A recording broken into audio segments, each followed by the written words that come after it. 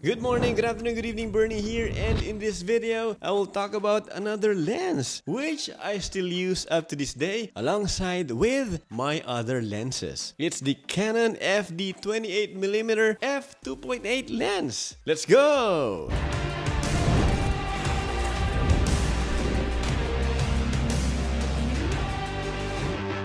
So, what is the meaning of FD in Canon FD lenses? Well, FD stands for focal plane shutter with dual linkage for diaphragm control. What?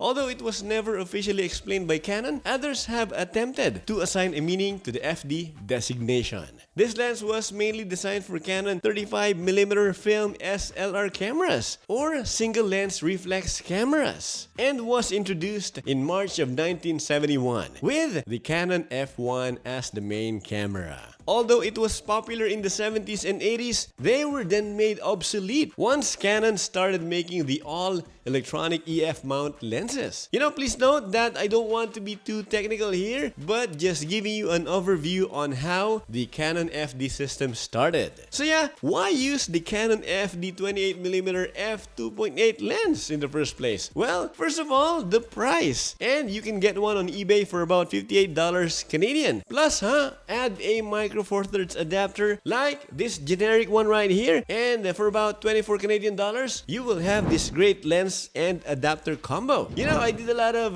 videos with this lens and I like what I get from it. It produces high quality images. There's a vintage feel to it every time I film using this lens. It's so organic in my opinion, and looking at these video examples taken in 2011 using my Panasonic GH2, it's mind-blowing, and even though these video clips are straight out of the camera. In addition, this is how these video clips look when graded using the Enhancer Pro plugin in Final Cut Pro. This is actually a great portrait lens, most especially when paired with a micro Four Thirds camera like the GH6, the GH5, as well as my G9. And this now becomes 56mm since micro Four Thirds system has 2x crop.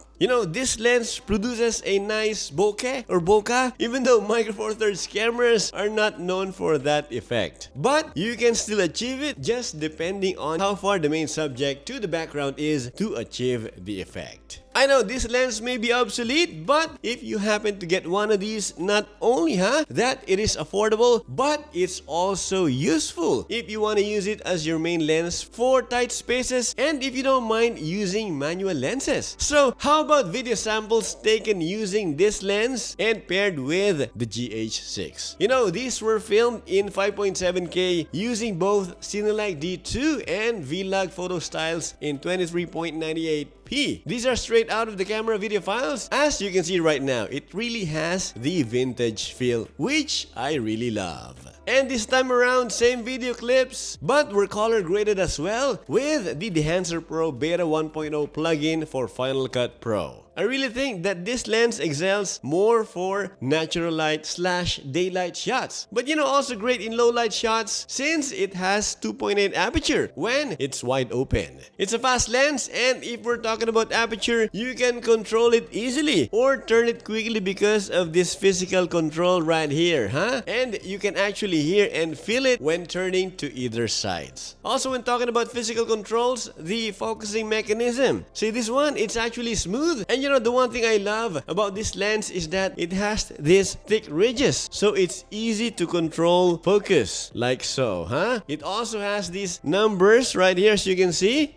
And they're engraved to the main body so they won't get erased or even fade over time. I really like that, although as for me, I just feel it and visually see if I'm in focus or not. And I sometimes use focus speaking to help me focus the subject, most especially when outdoors. So what about cons? Are there actually any? This lens has one drawback. Yes, only one that I can think of, and that is the overall body design. It's made of hard plastic, with the exception of this metal connector right here in between the adapter and the main lens. But it's still robust, I would say, but not as durable as the Minolta Rocore 50mm lens. But you know what? There's a positive to this as well, since this one is lighter. And as for me, being lighter is a plus, most especially if you are a one-man band.